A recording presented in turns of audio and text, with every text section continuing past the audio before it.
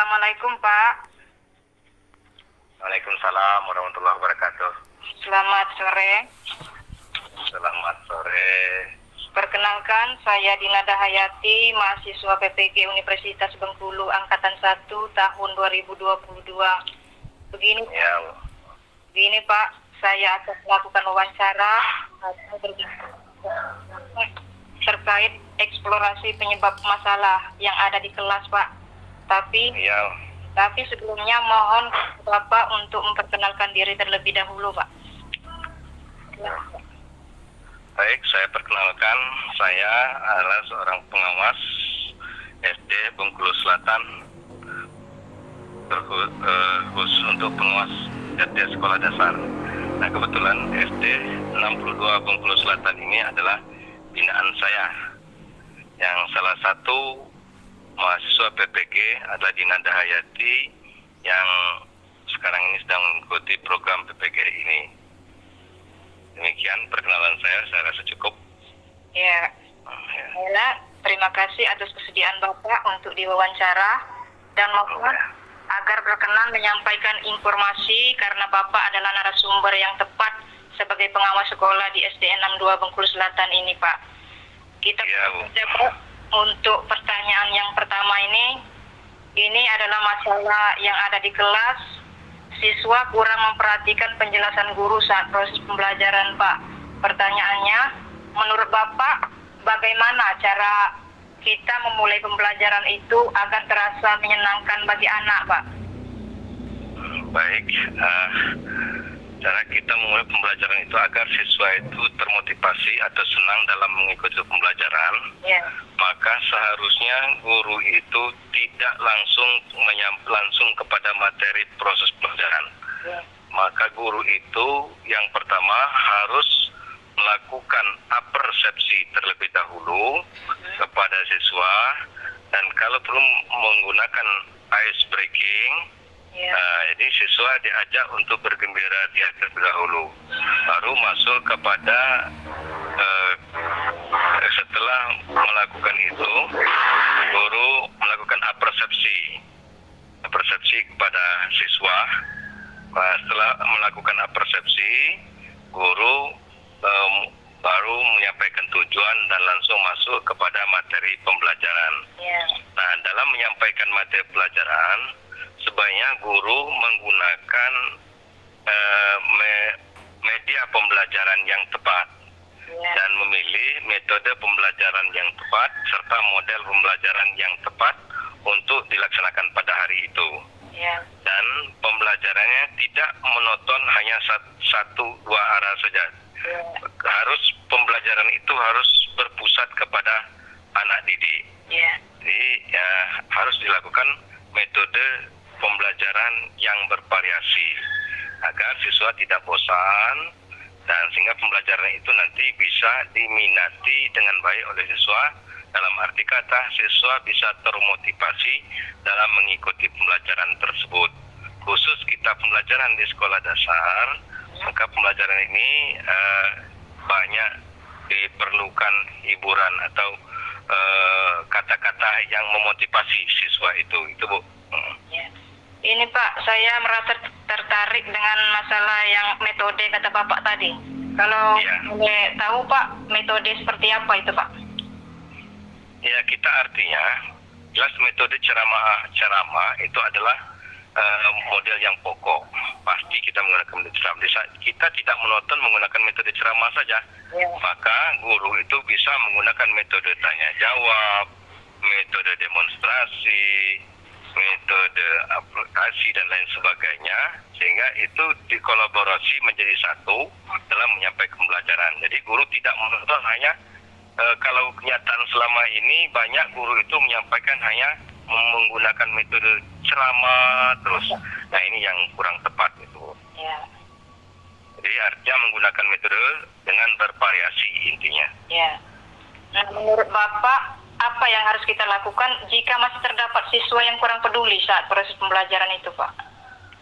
Nah, kalau kita kalau guru sudah melakukan proses pembelajaran secara bervariasi, ternyata masih juga ada anak yang tidak peduli terhadap pembelajaran atau tidak termotivasi, maka seorang guru itu harus memberikan pembelajaran memberikan pendidikan khusus kepada anak tersebut. Apakah perlu guru harus perlu mengetahui duduk permasalahan siswa itu kenapa anak ini seperti ini dalam mengikuti pelajaran. Mungkin guru ini harus bekerja sama dengan orang tua, artinya melibatkan orang tua dalam memotivasi siswa untuk belajar itu. Sudah, Pak? Ya. Kemudian yang berikutnya, Pak, pertanyaan yang berikutnya, menurut Bapak, bagaimana trik guru dalam mengajar anak di kelas rendah agar tidak terasa membosankan, Pak? Ini kelas rendah, Pak. Kita terus secara umum kita guru SD, tetapi ini ada trik dalam kita mengajar di kelas-kelas yang rendah, kelas 1, 2, bahkan kelas 3 kita katakan kelas rendah itu. Umumnya ada kelas 1 dan kelas 2. Nah, trik kita dalam mengajar kelas 1 dan kelas 2 ini polanya adalah pola bermain. Polanya pola bermain dengan metode yang bervariasi tadi. Sehingga dengan di samping metodenya bervariasi dan pola bermain, yaitu guru dalam mengajarkan pembelajaran pada kelas 1, kelas 2 tidak perlu materi masuk kepada materi yang terlalu tinggi. Karena kelas rendah itu kita namanya kelas 1, kelas 2 itu adalah dasar. Maka yang harus ditanamkan oleh guru-guru kelas itu adalah dasar-dasar daripada pembelajaran itu sendiri dulu. Misal, pada pembelajaran bahasa Indonesia, maka guru harus betul-betul mengenalkan dasar-dasar, misalnya mengenalkan huruf, merangkai kata-kata, membuat satu dari kata menjadi kalimat, begitu. Kalau matematika, dasarnya harus anak itu bisa perkalian, bisa jumlah, bisa mengurangi, itu saja. Tambah kurang dan bagi kelas 1 atau kelas 2 itu harus betul-betul kita tanamkan pendidikan dasarnya. Artinya di kelas 1 dan kelas 2 itu kita tekankan pada pelajaran dasar, membaca, menulis, dan berhitungnya, Bu, gitu. Iya. Kebetulan saya mengajar di kelas 1 untuk tahun ini, Pak. Untuk kelas 1 sekarang itu saya amati masih ada yang belum mengenal huruf, Pak. Nah, metode apa yang harus saya gunakan untuk anak-anak yang belum mengenal huruf ini agar mereka bisa mengenal huruf, Pak? Ya, jadi agar anak-anak untuk kelas 1 mungkin saja karena memang masih baru. Anak-anak masih baru permohonan awal tahun. Anak-anak kebetulan kemarin mungkin dia tidak TK di sekolah biasanya di desa-desa seperti itu. Maka masih banyak siswa yang belum mengenal huruf, belum mengenal angka. Nah, begitu. Nah, bagaimana cara pola kita, Ibu? Nah, ini pola kita seorang guru yang pertama harus bisa memberikan motivasi kepada siswa itu untuk belajar terlebih dahulu. Yang penting siswa ini bisa mau ikut belajar dan termotivasi untuk belajar ini. Kemudian setelah anak itu termotivasi dalam mengikuti pembelajaran, bagi anak yang boleh katakan belum tahu apa-apa ini tadi, maka perlu kita perhatikan secara khusus dengan pola metode yang berbeda-beda tadi, yang beragam tadi, dengan menggunakan alat peraga yang tepat. Kita berikan alat peraga yang tepat, seperti kalau belajar angka harus ada poster angka atau angka-angka yang memang model angka atau huruf-huruf, nah seperti itu. Sehingga dengan menggunakan alat peraga yang tepat, siswa tadi termotivasi, mudah-mudahan siswa tadi akan lebih cepat mengenal proses pembelajaran yang kita berikan, gitu. Ya, Pak. Nah, di dalam kelas itu kan terdapat 8 latar belakang anak yang berbeda-beda, Pak. Bagaimana cara kita menyikapinya, Pak? Ya, artinya latar belakang anak-anak berbeda-beda betul. Tidak bisa kita samakan. Karakteristik anak-anak itu pasti akan berbeda juga akhirnya. Iya. Oleh sebab itu, makanya seorang guru kelas rendah adalah bukan guru sembarangan. Harus guru yang betul-betul bisa membaca karakteristik anak ini dan bisa memahami bahwasanya anak ini berasal dari latar belakang yang berbeda-beda. Iya. Seorang guru itu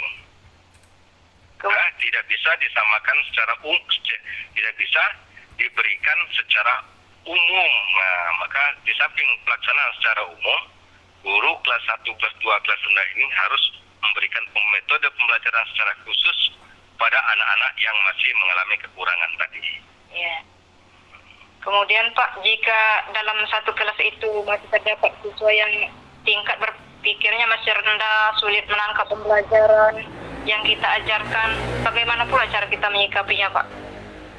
Nah, apabila sudah berbagai trik sudah kita lakukan di sekolah, sudah kita laksanakan proses bervariasi, metode bervariasi tadi, menggunakan kita motivasi, kita berikan secara khusus, anak tadi belum juga ada nampak perubahannya, masih ada anak yang belum juga tertarik, atau bahkan dibandingkan kawan-kawan yang lain ini masih banyak tertinggal artinya di dalam belajarnya, maka kita yang berlangkah guru itu yang pertama menyampaikan hal ini kepada kepala sekolah.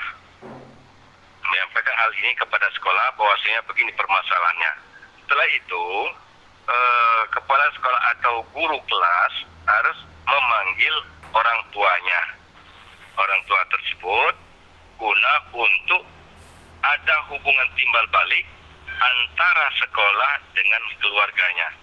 Dijelaskan nanti dengan orang tuanya bahwasanya anak ini seperti ini keadaannya, maka